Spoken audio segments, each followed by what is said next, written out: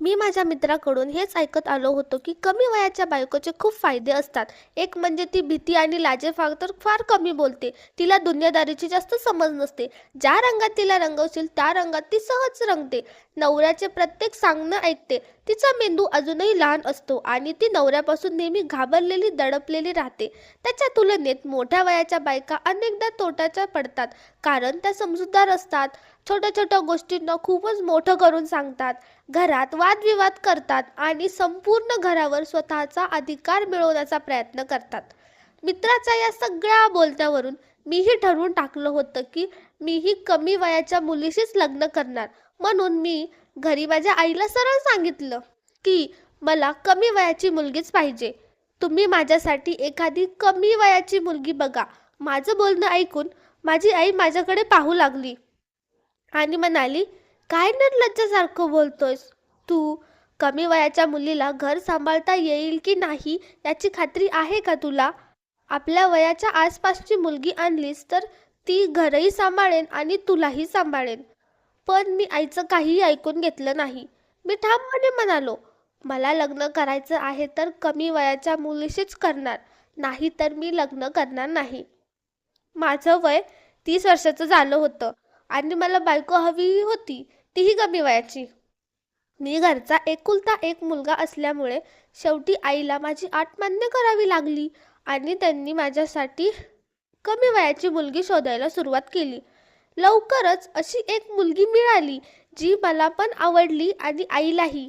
तिचं वय जास्तीत जास्त 16 ते 17 वर्षाच्या आसपास असेल. तिचं नाव जान्हवी होतं. आणि मग चट मंगळपट विवाह असं लग्न उरकून टाकलं. आज माझं लग्न झालं आणि माझी नववधू पलंगावर बसून माझी वाट पाहत होती. मी खूप आनंदात माझ्या खोलीत शिरलो. तिथे माझी गोड नवरी जान्हवी बसली होती. जान्हवी अतिशय सुंदर होती. तिचं सौंदर्य पाहून मी थक्क झालो आणि मनोमन खूप खुशही झालो. माझ्या मनाची धडधड आवरत मी पुढे गेलो आणि तिच्यासमोर जाऊन बसलो. किती वेळ मी तिच्या रूपाकडे पाहत बसलो आणि मनात मनात आनंद करत राहिलो की एवढी कमी वयाची आणि एवढी सुंदर बायको मिळाली. ती खूप निरागस दिसत होती.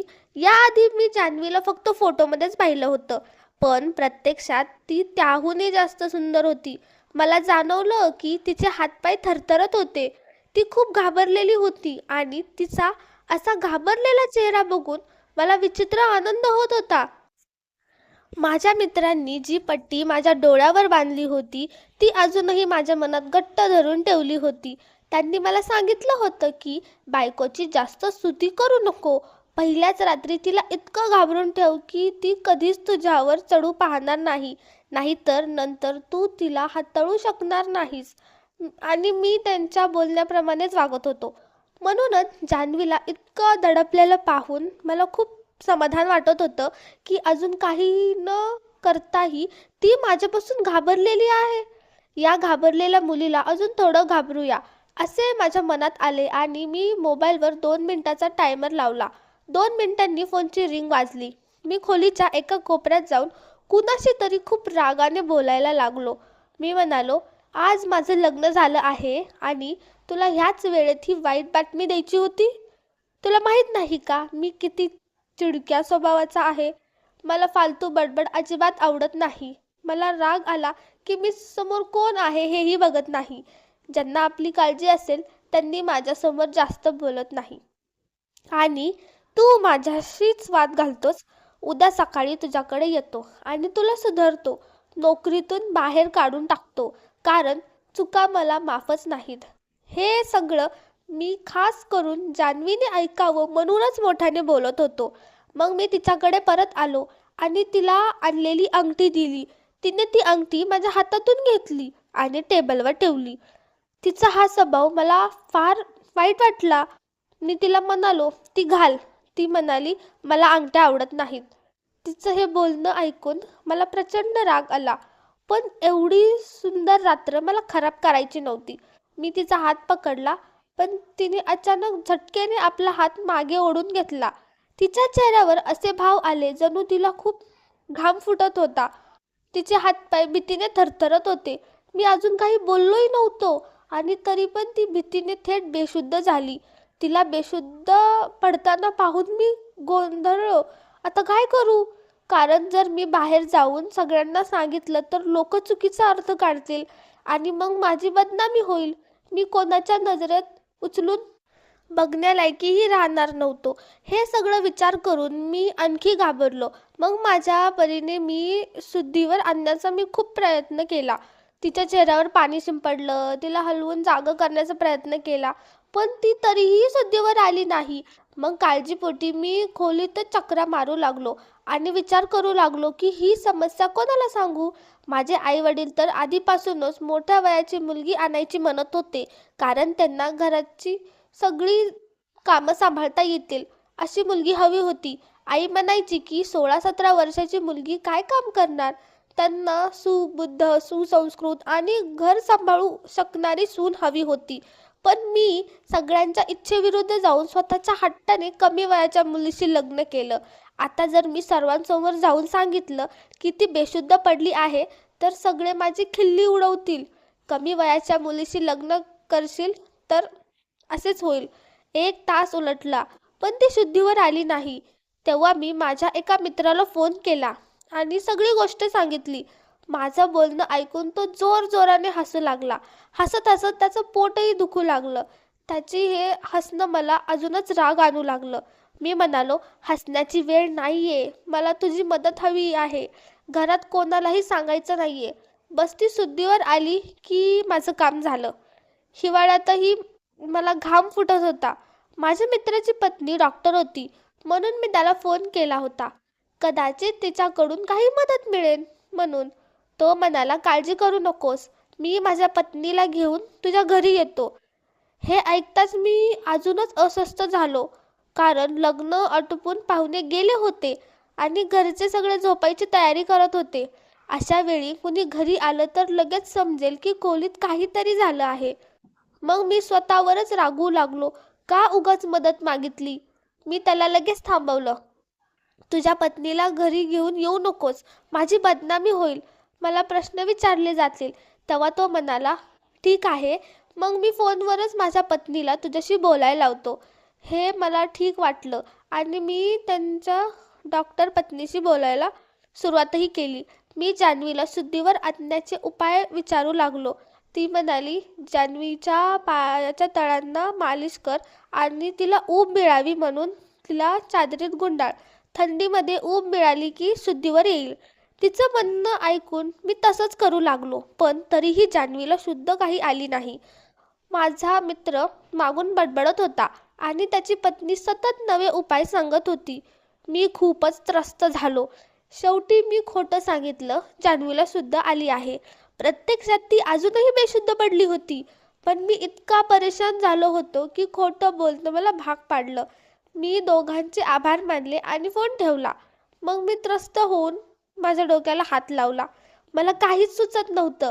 तेवढ्यात माझी नजर टेबलवर ठेवलेल्या औषधाच्या छोट्या शिशीवर गेली आणि ती पाहताच माझ्या पायाखालची जमीन सरकली. ती औषधाची बाटली झोपेची होती. थोडंसं औषध टेबलवरही ओतलं गेलं होतं आणि ज्या ग्लासातून जान्हवीने पाणी प्यायलं होतं त्यातही त्या औषधाचा थर होता. म्हणजे माझ्या पत्नी जान्हवीने मुद्दाम हे औषध घेतलं होतं. औषधाला परिणाम होण्यासाठी थोडा वेळ लागला असेल, म्हणून मी तिच्याशी बोलत असताना ते औषध काम करू लागलं आणि ती बेशुद्ध पडली. आणि मग अशी औषधं घेतल्यावर तिला कुणीही शुद्धीवर आणू शकत नव्हतं. मी जान्हवीकडे अवाक होऊन पाहू लागलो. मला ती खूप निरागस वाटली होती, पण ती अजिबात निरागस नव्हती. मला अख्खी रात्र झोप आली नाही. विचार करत करत माझं डोकं सुन्न झालं होतं. अखेर हे काय आहे? माझ्या पत्नीने लग्नाच्याच रात्री स्वतःला बेशुद्ध का केलं? तिला माझ्यासोबत वेळ घालवायचा नव्हता, मीच तिला नको होतो का? अख्खी रात्र मी ह्याच चिंतेत होतो. सकाळचं साधारण 5 वाजत आले. तेवढ्यात दारावर टकटक झाली. मी अर्ध्या तासापूर्वीच थोडासा झोपलो होतो. दार उघडलं तर समोर माझी आई उभी. तिला पाहून मी चकित झालो, कारण इतक्या सकाळी आमच्या घरी कोणीच उठत नाही आणि आई कधी एवढ्या लवकर उठत नाही. आणि आज तर लग्नानंतर कुठलीही सकाळची रीत नव्हती, कारण मी आधीच स्पष्ट सांगितलं होतं की सगळ्या रीती 1 दिवसाने पुढे ढकला. लग्नाच्या कामात खूप थकवा झाला आहे. आई म्हणाली, तू अजून या खोलीत काय करत बसलायस? चल बाहेर ये. मी तिच्याकडे आश्चर्याने पाहत राहिलो. मी म्हटलो, आई, माझं आत्ताच लग्न झालंय आणि ही माझी खोली आहे. मी इथे नसलो तर कुठे असणार? माझं बोलणं ऐकून आई म्हणाली, आपल्या घराण्यात असा रिवाज आहे की पहिल्या रात्री नवरा बायकोच्या खोलीत फार वेळ थांबत नाहीत. सकाळ होण्याआधीच त्यांना खोलीतून बाहेर पडावं लागतं, नाहीतर ते अशुभ मानलं जातं. आईचं बोलणं ऐकून मला राग आला. मी म्हणालो, आजच्या काळातही तुम्ही शुभ अशुभच्या मागे लागू शकता? माझं बोलणं ऐकून आईने मला जोरदार बोल लावले. मला मजबुरीने म्हणावं लागलं, ठीक आहे आई, चला. आई म्हणाली, नको, तू जा, मला तिच्याशी काहीतरी काम आहे. मी विचारलं, आई, तुला तिच्याशी काय काम? जे काम असेल ते नंतर कर, ती आत्ता झोपली आहे. मी अजिबात नको होतं की आईला कळावं की जान्हवी बेशुद्ध आहे, नाहीतर ती ह्याच अर्थ काढला असता की ती माझ्यामुळेच बेशुद्ध पडली. आई म्हणाली, अरे पागल, लग्न तर तू करून आलास, पण काही आवश्यक गोष्टी तिला विचारायच्या असतात आणि त्या मीच विचारणार आहे. काय तुझ्या डोक्यात भरलं होतं की एवढ्या कमी वयाच्या मुलीशी लग्न केलंस? मोठ्या वयाची असती तर तिला समज तरी असती. आता एवढी लहान मुलगी आणली आहेस तर तिची काळजी तर घ्यावीच लागेल. जाऊन पहा ठीक आहे की नाही. मी एवढा लहान मुलगा नव्हतो की आईच्या बोलण्याचा अर्थ मला समजेना. मला तिचा उद्देश कळला होता, पण ती आधीच बेशुद्ध असल्यामुळे हे सगळं निरर्थक होतं. मी आईला थांबवण्यासाठी बहाणे करायला लागलो. माझ्यासोबत चल, मला कपडे बदलायचे आहेत, मला माहीत नाही की माझे कपडे कुठे आहेत, मला भूक लागली आहे, नाश्ता करून दे, डोकं दुखतंय, एक कप कॉफी कर. माझ्या बहाण्यांमुळे आईचा संशय आणखीनच वाढला. तिने मला बाजूला ढकललं आणि थेट आत गेली. मी बाहेर तसाच उभा होतो, जणू एखादा माणूस ऑपरेशन थिएटरच्या बाहेर उभा असतो आणि त्याला ठाऊक असतं की आतून काहीतरी वाईटच बातमी येणार आहे. थोड्या वेळाने आई बाहेर आली आणि मला आश्चर्याने पाहू लागली. मग माझ्या खांद्यावर हात ठेवून म्हणाली, तुझी बायको अगदी ठीक आहे. मी उगाच शंका घेत होते. आईचं बोलणं ऐकून मी थक्क झालो. आईने कसं काय तपासलं? मी तर तिला स्पर्शही केला नव्हता. मी खोलीत शिरले आणि आतलं दृश्य पाहून मीही आश्चर्यचकित झालो. जान्हवीचे विस्कटलेले केस, पसरलेले लिपस्टिक, रात्रीचं काहीतरी वेगळी कहाणी सांगत होते. बहुतेक हे पाहूनच आई निश्चिंत झाली होती. पण माझ्यासाठी तर माझी शांती, माझी निवड सगळंच नष्ट झालं होतं. मला कळेना नक्की हे काय घडत होतं. जान्हवी हलकी हलकी हलत होती, म्हणजे तिची शुद्ध परत आली होती. पण मी तिचा चेहराही पाहू इच्छित नव्हतो. मी इतका रागात होतो की खोलीतून बाहेर पडलो आणि तिला पूर्ण दिवस बोललोही नाही. रात्री आल्यावरही वेगळं होऊन झोपलो. घरात कुणालाही मी रात्री काय झालं ते कळू दिलं नव्हतं. सगळे म्हणत होते, दोघे खूप खुश आहेत, मुलगी खूप छान आहे. आपला निर्णय योग्य होता. शेवटी सर्व लग्नाच्या रीती व्यवस्थित पार पडल्या. रात्री मी खोलीत आलो तर जान्हवीने विचारलं, तुमच्यासाठी जेवण वाढू का? आई म्हणाली होती की आपण दोघं एकत्र जेवायचे. मी म्हणालो, एकत्र जेवायची काही गरज नाही, बाहेर ठेव, तिथेच खाईन. जान्हवी म्हणाली, नाही. आई म्हणत होत्या की एकत्र जेवल्याने प्रेम वाढतं. मी तिला खूप रोखून पाहिलं आणि म्हणालो, माझ्यासमोर प्रेमच्या गोष्टी करू नकोस. तू मला फसवलंस. तू खूप निरागस आहेस असं मला वाटत होतं, पण या निरागस चेहऱ्यामागे एवढं मोठं रहस्य आहे असं मला माहीत नव्हतं. मला कळालं नाही की तुझं काय करू. घरच्यांना काही सांगू शकत नाही. माझ्या इज्जतीचा प्रश्न आहे. मजबुरीने तुला माझ्यासोबत ठेवावं लागेल, पण तू माझ्या मनात कधीच जागा मिळवू शकणार नाहीस. मी माझ्या पत्नीबद्दल किती काय स्वप्न पाहिलं होतं, पण तू माझी सर्व स्वप्न मोडून टाकलीस. सांग, तू हे सगळं का केलंस? आपल्या दोघांमध्ये रात्री असं काही झालं नव्हतं. मग आईसमोर का दाखवलंस की सगळं झालं? असं करून तू आईच्या नजरेत चांगली सून बनशील आणि जर मी आईसमोर तुझा खरा चेहरा सांगितला तर उलट माझीच बदनामी होईल. कारण तुझ्याशी लग्न करण्याचा निर्णय माझा होता. तू माझ्यासोबत हे सगळं का केलंस? बेहोशीचं औषध का घेतलीस? तुला मी आवडत नाही का? माझा चेहरा बघू नये म्हणून का औषध घेतलंस? सांग, कोण आहे का तुझ्या मनात? कोणाला आठवतेस अजूनही? माझं बोलणं ऐकून जान्हवी जोरजोराने रडू लागली. ती म्हणाली, असं काहीही गोष्ट नाही. एकदा माझं बोलणं ऐका. मी म्हणालो, ठीक आहे, सांग. ती काही क्षण शांत राहिली. मग रडत म्हणाली की सांगू शकत नाही. मला खूप लाज वाटते. मी आश्चर्याने तिचं तोंड पाहू लागलो. अगं, स्वतःच म्हणतेस माझं बोलणं ऐका आणि स्वतःच म्हणतेस की सांगू शकत नाहीस. मी डोकं धरलं.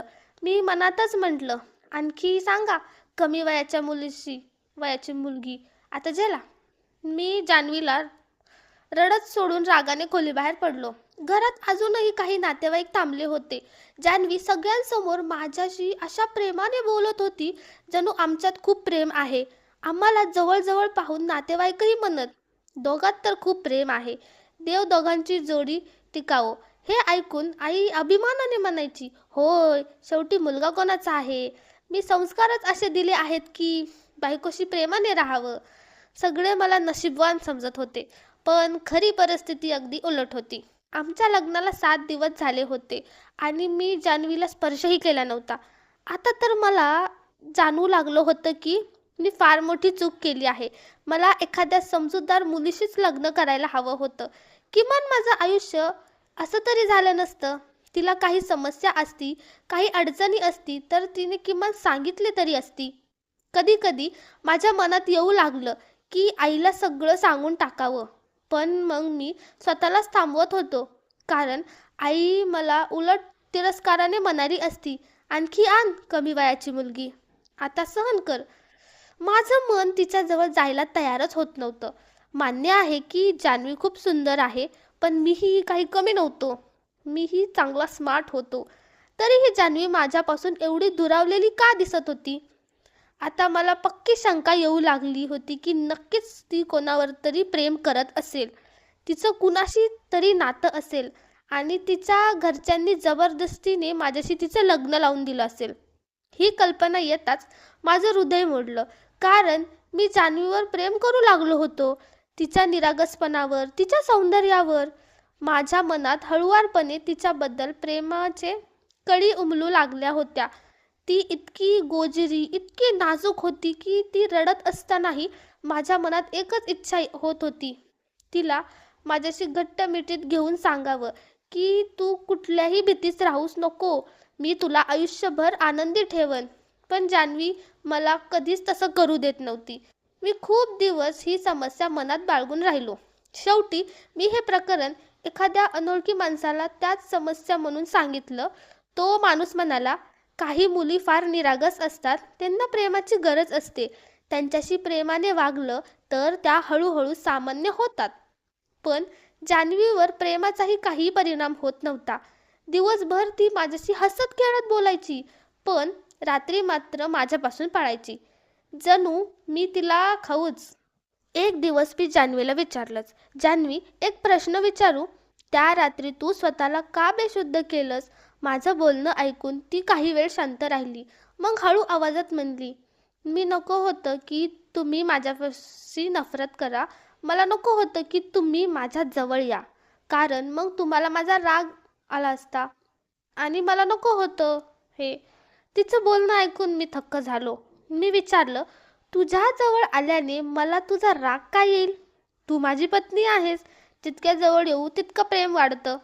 मग राग कसा काय येईल? ती रडत म्हणाली, माझ्या घरच्यांनी तुमच्या घरच्यांना फसवले. त्यांनी आधीच सांगायला हवं होतं, पण त्यांनी नाही सांगितलं.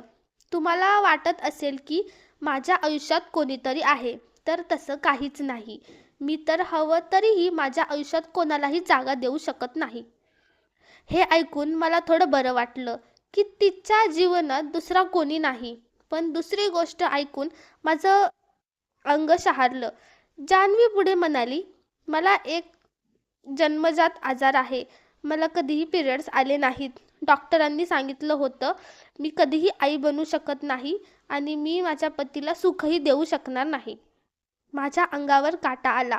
मी स्तब्ध झालो. ती पुढे रडत म्हणाली, आईने माझ्यावर जबरदस्ती केली. मी खूप विनवलं, पण तिने माझं लग्न लावलं. त्या रात्री मी स्वतःला बेशुद्ध केलं, कारण तुम्ही माझ्याजवळ आलात तर फक्त निराशाच मिळाली असती. पण मी तुमच्यावर प्रेम करू लागले आहे. पण मला माहीत आहे की तुम्ही मला सोडाल. प्रत्येक वाक्य माझ्या डोक्यावर हातोडा मारत होतं. जान्हवीच्या प्रत्येक शब्दाने माझं डोकं सुन्न झालं होतं. मी जीवनात कधीही कल्पना केली नव्हती की अशी गोड, निरागस, सुंदर मुलगी एवढं काही मनात दाबून ठेवत जगत असेल. तिला गमवायचा विचारही माझ्या छातीत कळ येत होती. माझ्या मनात एकच आवाज घुमत होता, मी जान्हवीला कोणत्याही किमतीवर गमवू शकत नाही. दुसऱ्याच दिवशी मी जान्हवीला एका चांगल्या डॉक्टरकडे नेलं. डॉक्टरांनी सर्व ऐकून घेतलं आणि म्हणाले, हो, काही मुलींमध्ये हा जन्मजात आजार असतो, पण याचा अर्थ असा नाही होत की त्या कधी आई बनू शकत नाहीत. उपचार होऊ शकतात, पण प्रक्रिया थोडी लांब आणि खर्चिक आहे. डॉक्टरांनी अजून सांगितलं, यासाठी औषधे लागतील, थोडा काळ उपचार चालतील आणि एक छोटंसं ऑपरेशनही करावं लागेल. पण तिची पूर्णपणे तब्येत ठीक होऊ शकते. तिला फक्त तुमच्या प्रेमाची, तुमच्या आधाराची गरज आहे. हे ऐकताच माझं मन हलकं झालं. डॉक्टर पुढे म्हणाले, आपला देश आज खूप प्रगत झालाय, पण अशा आजारांना लोक अजूनही लपवतात, मुलीला दोष देतात आणि मुली स्वतःलाच दोषीही समजतात. तुमची पत्नी भीतीने, लाजेमुळे आणि चुकीच्या माहितीमुळे घाबरलेली आहे. मी मान हलवली. डॉक्टरांचे शब्द माझ्या मनाला भिडले. घरी परतल्यावर मी जान्हवीचा हात धरला आणि शांतपणे म्हणालो, जान्हवी, तुला काहीही होणार नाही. तू अगदी ठीक होशील. मी आहे ना तुझ्यासोबत. तू माझी पत्नी आहेस आणि मी तुझी काळजी घेणं हा माझा धर्म आहे. हे सगळं कोणालाही सांगू नको. बाकी मी सांभाळेन. जान्हवीच्या डोळ्यात पाणी आलं, पण त्या पाण्यात आता घाबरलेपणा नव्हता. ती होती विश्वासाची चमक. त्या दिवसापासून आम्ही दोघेही वेगवेगळ्या कारणांनी डॉक्टरकडे जात होतो. तिचे औषधोपचार चालू होतं. शेवटी डॉक्टरांनी एक छोटंसं ऑपरेशन केलं.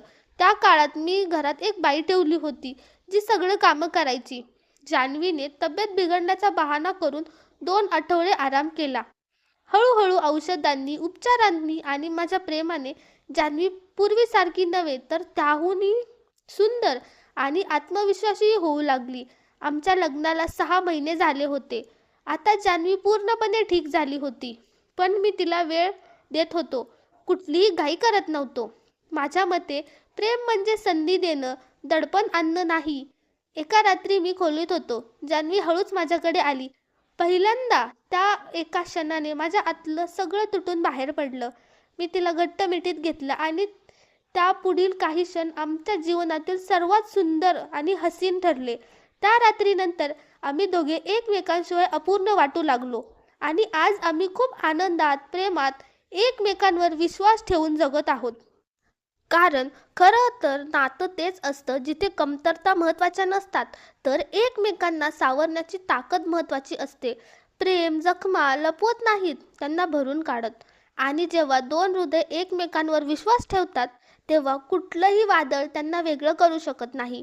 प्रेम उपचार नाही, तर ते कोणत्याही वेदनेवरचं सर्वात सुंदर मलम आहे. तर मित्रांनो, तुम्हाला ही कथा कशी वाटली आम्हाला कमेंट करून नक्की कळवा. आणि जर तुम्हाला ही कथा आवडली असेल तर आमच्या चॅनलला सबस्क्राईब करायला विसरू नका. Thanks for watching.